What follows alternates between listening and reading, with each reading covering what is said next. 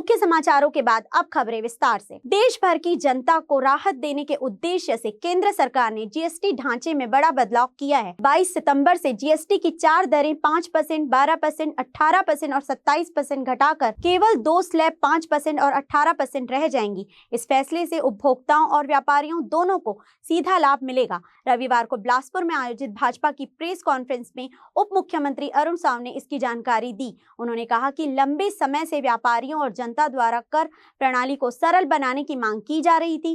केंद्र सरकार ने इस पर गंभीरता से विचार कर बड़ा सुधारात्मक कदम उठाया है।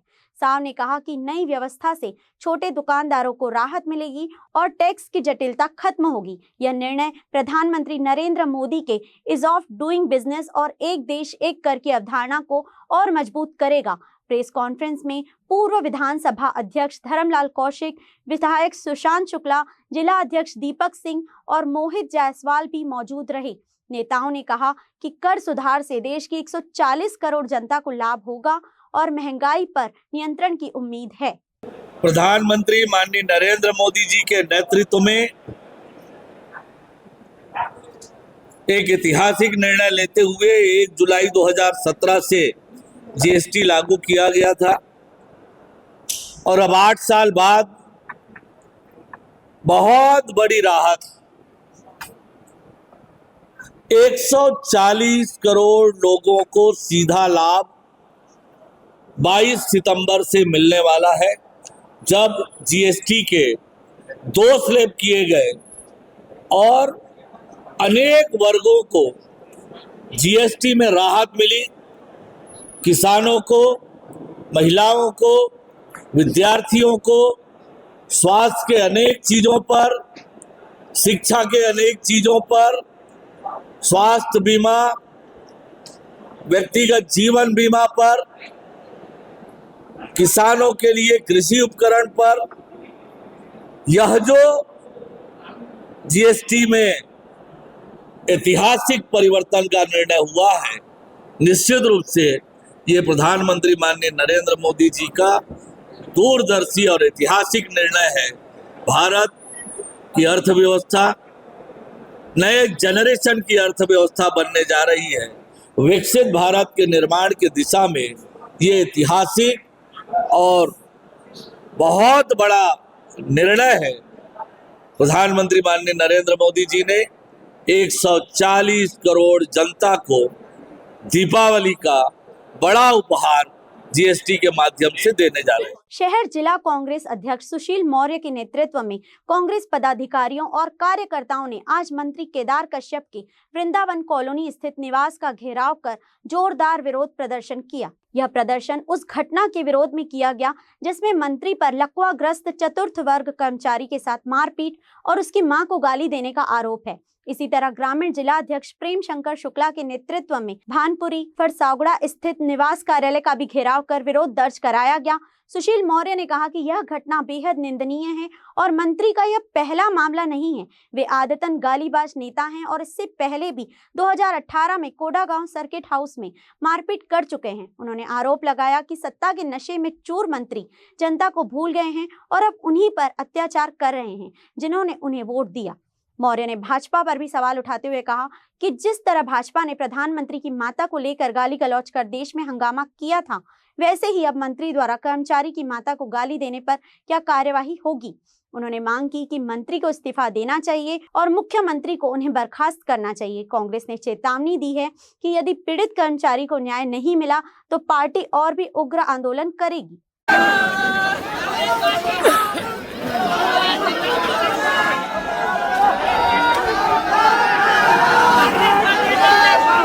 बाबू सामने नहीं आना कैमरा के।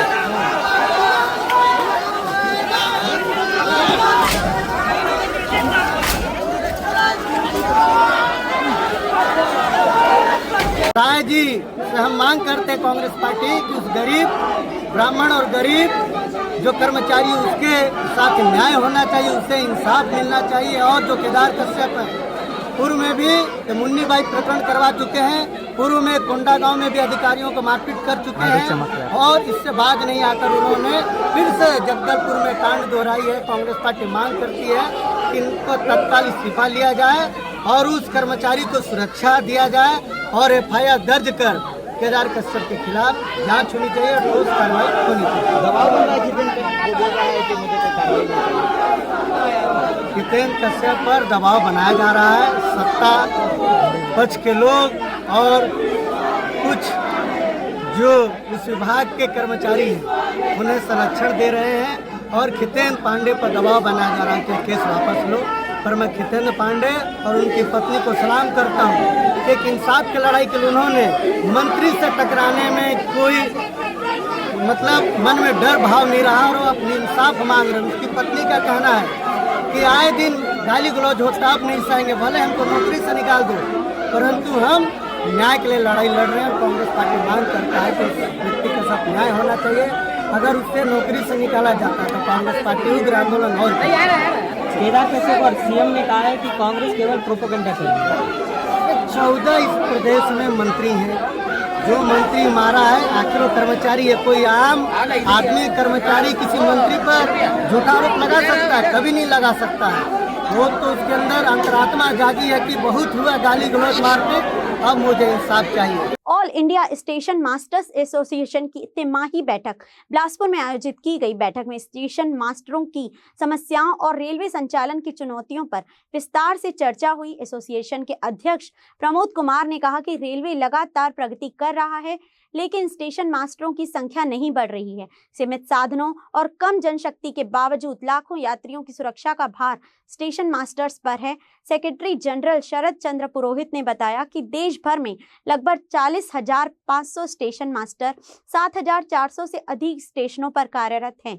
औसतन हर स्टेशन पर 4 स्टेशन मास्टर तैनात हैं, जबकि दिल्ली और मुंबई जैसे बड़े शहरों में कार्यभार कहीं अधिक है। इसके बावजूद सभी स्टेशन मास्टर सुरक्षित संचालन सुनिश्चित कर रहे हैं। बैठक में महिला कर्मचारियों की समस्याओं पर भी चर्चा की गई है।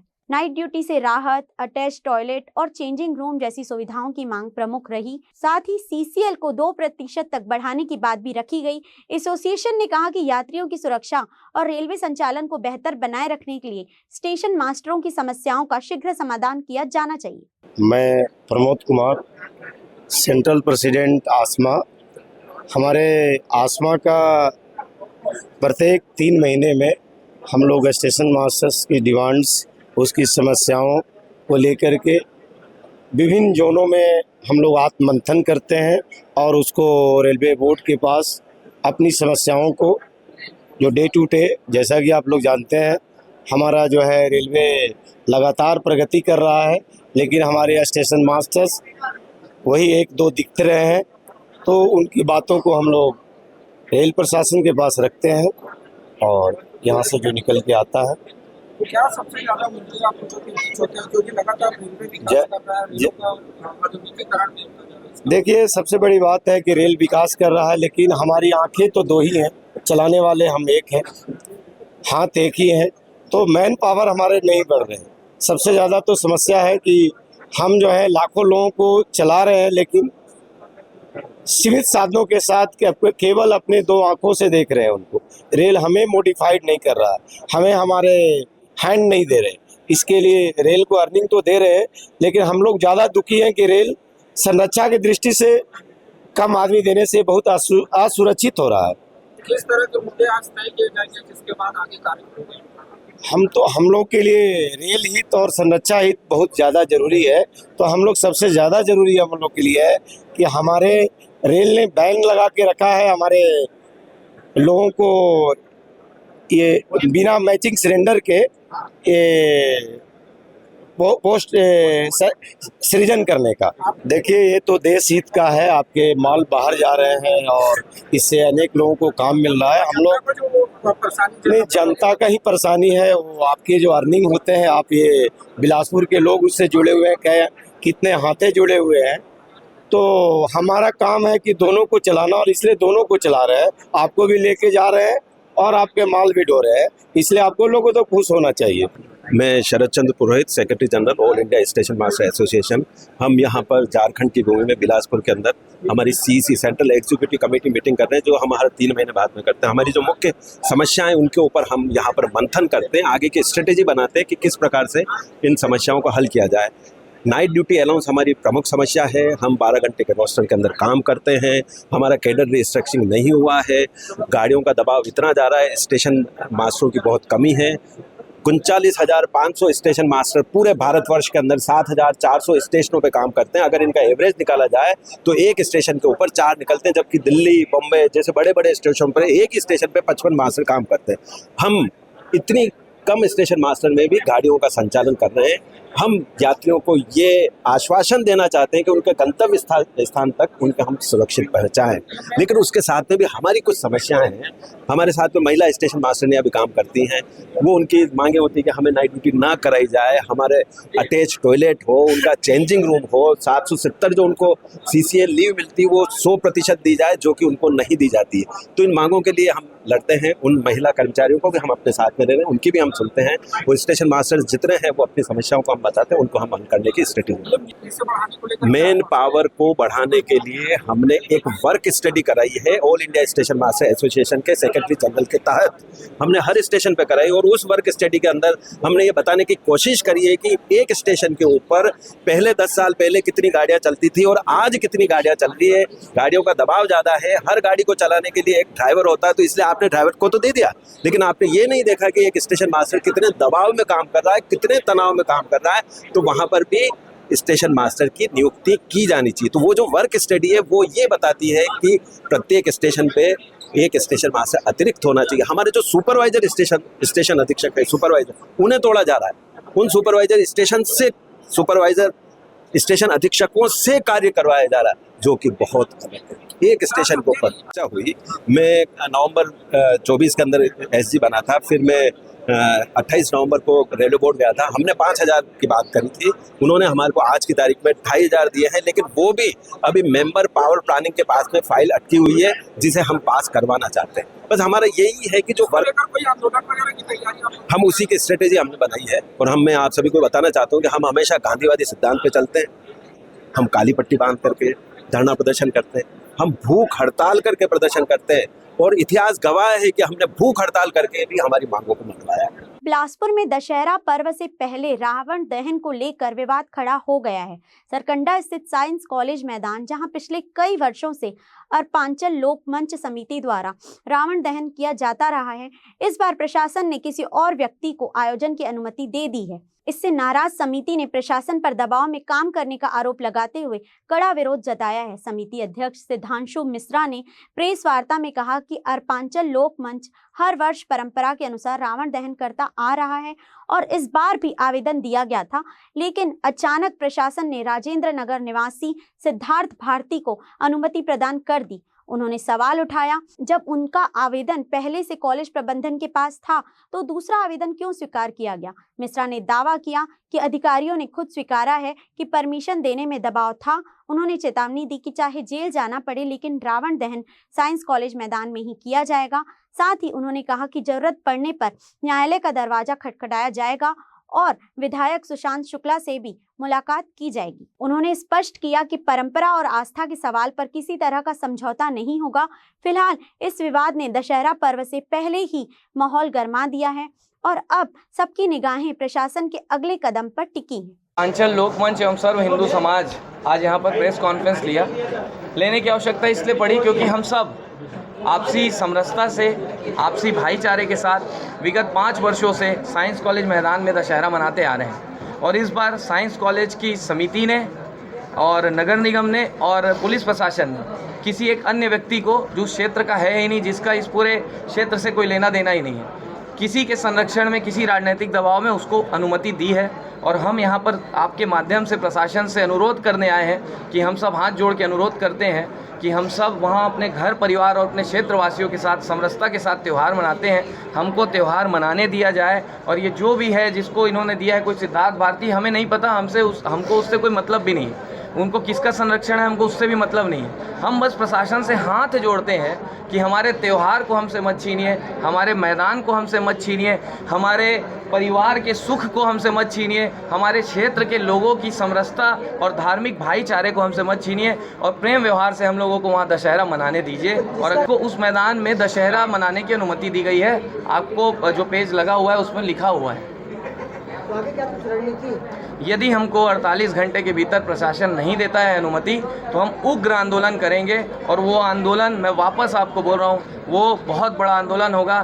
परंतु ये हम सब के लिए शर्म की बात होगी यदि दशहरा मनाने के लिए, एक धर्म के कार्यक्रम के लिए, राम जी का नाम लेने के लिए भी अगर हम सबको आंदोलन करना पड़े तो ये बिलासपुर शहर, बिलासपुर जिले के लिए मेरे ख्याल से और हम सब के लिए ये शर्म की बात होगी। तो वहाँ तो वो पुतला दहन होगा ना, मतलब रावण दहन होगा? रावण दहन हम करेंगे हर हाल में, लेकिन हम चाहते हैं विधिवत अनुमति के साथ, समरसता के साथ। और हम वो जो सिद्धार्थ भारती भाई हैं जिनको दिया गया है, जिसको हम जानते भी नहीं है, हम तो उनको भी हाथ पकड़ के मंच में बैठाएंगे यदि हमको अनुमति दी जाती है, और उन्हीं के हाथ से हम रावण दहन करा देंगे। अगर उनको इतना शौक है दूसरे जगह से आकर के वहाँ मनाने का, हम उन्हीं के हाथ से रावण दहन करा देंगे। हमको रावण दहन करने का और गेस्ट बनाने नहीं बनाने का कोई विषय नहीं है। हमको बस समरसता, धार्मिक भाईचारा, किसी भी तरह का आपस में कोई झंझट ना हो और प्रेम व्यवहार से ये त्योहार निपटे, बस ये हम हाथ जोड़ के विनती करते हैं आपसे। रायपुर जेल से इलाज के दौरान फरार हुआ हत्या का आरोपी को आखिरकार गिरफ्तार कर लिया गया है। आरपीएफ दुर्ग और गोंदिया की टीम ने संयुक्त कार्यवाही कर उसे ट्रेन से दबोच लिया। जानकारी के मुताबिक मंदिर हसौद रायपुर निवासी करण पोर्ते 7 सितंबर को इलाज के बहाने रायपुर जेल से फरार हो गया था। आरोपी की तलाश में पुलिस और आरपीएफ की टीमें जुटी हुई थी। इसी दौरान गोंदिया स्टेशन के सीसीटीवी फुटेज खंगाले गए, जिसमें आरोपी ट्रेन बदलते हुए दिखाई दिया। सुराग मिलने के बाद दुर्ग स्टेशन पर विशेष चेकिंग अभियान चलाया गया। इस दौरान गाड़ी संख्या 07051 हैदराबाद डेक्कन रक्सौल स्पेशल के सामान्य कोच में आरोपी को पकड़ लिया गया। गिरफ्तार आरोपी को आगे की कार्यवाही के लिए स्थानीय पुलिस के हवाले कर दिया गया है। ये मामला पुलिस से हम लोग को सूचना मिला था कि एक आरोपी हॉस्पिटल में आया था ट्रीटमेंट के लिए एम्स में, तो वो कल से फरार है। तो उसका फिर हम लोग को सुबह 9:30 बजे सूचना मिला कि चेरलापल्ली एक्सप्रेस में आ रहा है वो गोंदिया से, आगे के जनरल डब्बा में है। तो उसका सूचना मिला तो हम लोग जीआरपी के साथ सीआईबी, एसआईबी और गोंदिया की टीम के साथ हम लोग उसको यहाँ पे आने पर चेक किए तो आगे के जनरल डब्बे में मिला। वो जो फ़ोटो भेजा हुआ था उसके हिसाब से उसको पहचान किया गया, और पहचान में वो अपना नाम बताया करण पोर्ते करके, और एक्सेप्ट किया कि हाँ वो जेल से भागा है करके ट्रीटमेंट के दौरान। सर कहाँ का रहने वाला, किस टाइप का आरोपी बताएंगे? ये मंदिर हसौद से का है। मंदिर हसौद में केस था इसका मर्डर का 2021 में, 98/2021।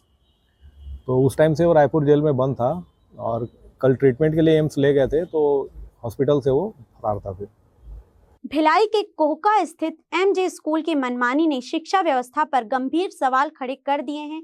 यहाँ 5वीं क्लास की छात्रा को तिमाही परीक्षा से वंचित कर स्कूल से वापस घर भेज दिया गया। वजह सिर्फ इतनी थी कि छात्रा के परिजन पिछले 6 माह से 19,000 रुपए की फीस जमा नहीं कर पाए थे। जानकारी के मुताबिक छात्रा के परिवार ने 2 दिन पहले ही यानी 6 सितंबर को 9,000 रुपए का भुगतान किया था। इसके बावजूद स्कूल प्रबंधन ने बच्ची को परीक्षा देने की अनुमति नहीं दी। परिजनों का आरोप है कि फीस के बहाने बच्ची के भविष्य से खिलवाड़ किया जा रहा है।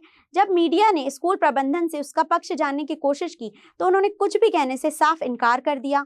यह पूरा मामला शिक्षा मंत्री गजेंद्र यादव के गृह जिले का है, जहां बच्ची के साथ ऐसा तुगलकी रवैया सामने आने से लोगों में आक्रोश है। देखिए क्या है, मैं स्कूल से इस साल का जो फीस था 6th मंथ का, वो मैंने पे नहीं कर पाया था। तो हमने परसों 18,000 हमने वो फीस को पे किया, और 18,000 के लिए हमने एक पेपर में लिख करके उनको दिया है कि 26 अक्टूबर को बाकी पैसा हम पे कर देंगे 6th मंथ का जो है। अब बाकी हम नवंबर में पे करेंगे पूरा फीस जो है। तो ये स्कूल में हम बोले ठीक है हम पे कर दिए हैं, तो ठीक है आप जाइए, उसके बाद आप बच्चे को लेकर आइएगा, एडमिट कार्ड मिल जाएगा, चौबे सर जी ने कहा था। उसके बाद भी हमने आज बच्चे को लेके गया तो एक बच्चे को ले लिए अंदर और दूसरे बच्चे को लिए नहीं है। मैंने रीजन पूछा तो बोलते इनका फीस पे नहीं है। कब पे किया था लास्ट टाइम आप लोग? परसों ही पे किया था हमने, 6 सितंबर। जी हाँ। कितना पे किया था दोनों बच्चों? 18,000। और क्या आश्वासन मिला था आपको? कि आप जमा कर दीजिए। पहले तो हम दे नहीं पाए थे, 11-12 हजार रुपये हुआ था, तो हमने और इकट्ठा करके हमने 18,000 रुपये फीस पे किया। अभी क्या स्थिति है? आज क्या बच्चे का एग्जाम था? हाँ, एक बच्चे तो अंदर है और दूसरी बच्ची हमारी ये बाहर खड़ी है, फीस जमा नहीं है करके बोल रहे कि और इसी महीने आप फीस जमा करिए। आप जब स्कूल प्रबंधन से जब आज आपने बात की तो क्या इस प्रकार की प्रतिक्रिया? डायरेक्टर मैम से हमें बात करने नहीं दिया गया। डायरेक्टर मैम बात हुआ आपका? ये चौबे सर हैं जो देख रहे हैं वहाँ पे, विनोद चौबे, उनसे बात हुई थी, उनसे बात होती रहती, पर ये फीस के चक्कर में ना उनका भी बिहेवियर थोड़ा सा। कौन से क्लास में आपकी बेटी पढ़ती है? ये क्लास 5 में। क्या कहना चाहेंगे सरकार से? सरकार से बेटी पढ़ाओ बेटी बढ़ाओ का आंदोलन चला रहे हैं, और यहाँ हमारी बेटियां पढ़ ही नहीं पा रही हैं, वो भी चंद फीसों के लिए। वो भी ये ऐसा भी नहीं कि हम फीस नहीं देंगे, हम एक मंथ का हमने टाइम मांगा है, और एक मंथ की हमारे बच्चे को टाइम नहीं दिया जा रहा और उनको परीक्षा से बाहर कर दिया गया। आज के बुलेटिन में बस इतना ही। मुझे दीजिए इजाजत। देखते रहिए हॉर्नबिल टीवी।